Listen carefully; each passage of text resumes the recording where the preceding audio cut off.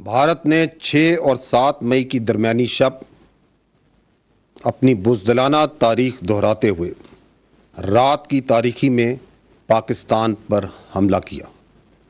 میں اس نے سویلین آبادی کو نشانہ بنایا، جس کی تفصیلات اور اس کی ایک اپ ڈیٹ، کیونکہ اس میں کچھ مزید شہادتوں کی اور زخمی ہونے کی کنفرمیشن ہوئی ہے، میں آپ کو دوبارہ سے آگاہ کروں گا۔ اب تک 6 مقامات پر جو حملے ہوئے، ان میں 26 معصوم سویلینز شہید ہو چکے ہیں اور 46 انجرڈ ہیں۔ I will repeat, at 6 locations where the Indians attacked last night, unprovoked, the blatant aggression that they did, Pakistan has lost 26 civilians and 46 are injured. ان کی تفصیلات کچھ اس طرح ہیں۔ احمد پور ایسٹ میں مسجد سبحان اللہ کو نشانہ بنایا گیا، وہاں پر 13 شہادتیں ہوئیں، جن میں 2 3 سال کی بچیاں بھی ہیں۔ اس کے علاوہ 7 خواتین اور 4 مرد ہیں۔ وہاں پر 37 زخمی ہوئے، جن میں 9 خواتین اور 28 مرد ہیں۔ مظفر آباد کے قریب مسجد بلال کو بھارتی جارحیت کا اور بربریت کا نشانہ بنایا گیا۔ وہاں پر 3 شہید ہوئے ہیں۔ اس کے علاوہ 1 بچی اور 1 لڑکا زخمی ہے۔ کوٹلی میں مسجد عباس کو نشانہ بنایا گیا، وہاں پر 1 16 سال کی بچی اور 1 18 سال کا معصوم بچہ شہید ہوئے۔ اس کے علاوہ 1 ماں اور بیٹی اس وقت زخمی ہیں۔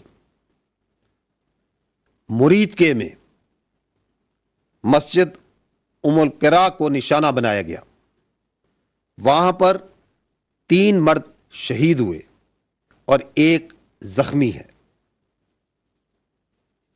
سیالکوٹ میں جو نشانہ بنایا گیا، اس کی وجہ سے کوئی جانی اور مالی نقصان کی اطلاع نہیں آئی۔ شکر گڑھ میں بھی جو نشانہ بنایا گیا، وہاں پر بھی کسی جانی نقصان کی خبر نہیں، البتہ ایک ڈسپنسری کو کچھ نقصان ضرور ہوا ہے۔ رات سے جاری لائن آف کنٹرول پہ جو وائلیشنز، بلا اشتعال فائرنگ جو بھارت کر رہا ہے، جو اٹرلی کی فائرنگ کی جا رہی ہے، اس میں اب تک 5 معصوم سویلینز شہید ہو چکے ہیں، جس میں ایک 5 سال کا بچہ بھی شامل ہے۔ پاکستان کی مسلح افواج نے اپنی قوم کی بھرپور حمایت سے دشمن کو پاکستان پر حملہ کرنے کے چند لمحوں کے بعد ہی منہ توڑ اور بھرپور جواب دیا اور دے رہی ہے۔ لیکن یہ بات ضرور ذہن میں رکھیے کہ بھارت نے پاکستان میں مساجد کو نشانہ بنایا ہے۔ مساجد اور عبادت گاہوں کو نشانہ بنانا اس تنگ نظر سوچ کی عکاسی کرتا ہے جو کہ مودی کی حکومت میں ہندتوا کے زیر تسلط بڑھ رہی ہے، جس میں اقلیتوں اور بالخصوص مسلمانوں کو اور ان کی مذہبی آزادی کو سلب کیا جا رہا ہے اور ان کو نشانہ بنایا جا رہا ہے۔ یہ بھی جاننا ضروری ہے کہ جن جگہوں کو نشانہ بنایا گیا، یہ وہی جگہیں ہیں جن کو کل میڈیا باشمول انٹرنیشنل میڈیا نے وزٹ بھی کیا اور دیکھا کہ وہ بلا جواز، بلا ثبوت جو الزامات عائد کیے جاتے ہیں، ایسا وہاں پہ کچھ نہیں تھا۔ صرف معصوم لوگ، سویلینز اور بچے وہاں پہ موجود تھے۔ فیملیز وہاں پہ موجود تھیں، اور مرید کے اور بہاولپور کا میڈیا باشمول انٹرنیشنل میڈیا کا آج کا وزٹ پہلے سے پلان اور طے شدہ تھا۔ اگر میں رسپانس کی بات کروں تو اب تک افواج پاکستان نے دشمن کی جارحیت کے جواب میں اور اپنے دفاع میں دشمن کے 5 طیارے اور 1 کامبیٹ ڈرون جو پاکستان پر حملہ آور ہوئے تھے ان کو مار گرایا ہے۔ حملہ آور گرائے جانے والوں میں بھارتی فضائیہ کے جنگی طیاروں میں 3 رافیل، 1 MiG 29 اور 1 SU طیارہ شامل ہے۔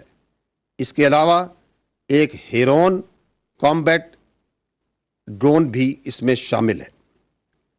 یہ جو فضائی ایسٹس گرائے گئے یہ جنرل ایریا بھٹنڈا میں، جموں میں 2 اونتی پور کے علاقے میں، 1 اخنور اور 1 سری نگر کے علاقے میں مار گرایا گیا۔ یہ بتانا انتہائی ضروری ہے کہ پاکستان ایئر فورس نے ان طیاروں کو اس وقت گرایا جب انہوں نے پاکستان کے اوپر حملہ کیا۔ After they have released their weapons, only after that they were engaged and shot at.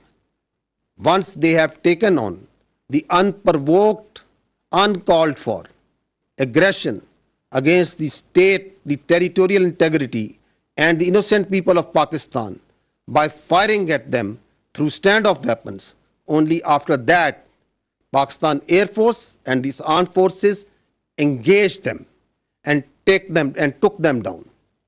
It should also be noted that the Pakistan armed forces could have shot even more than 10 of their aircraft, but we exercised restraint, and at no time any of their aircraft was allowed to enter into Pakistan's airspace, and also at no time none of Pakistan aircraft went into Indian airspace.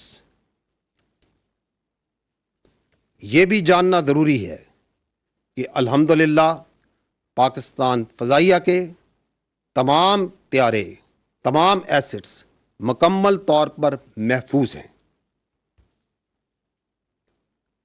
اس فضائی جنگ کے علاوہ دشمن نے line of control اور working boundary پر بلا اشتعال گولہ باری اور سیز فائر وائلیشنز شروع کی، جس کا پاکستانی فوج نے دندان شکن جواب دیا اور اس کی متعدد پوسٹوں کو تباہ کیا۔ ان پوسٹوں میں سے، ان انگیجمنٹس میں سے صرف چند ایک کی ویڈیوز میں آپ کے سامنے پیش کروں گا۔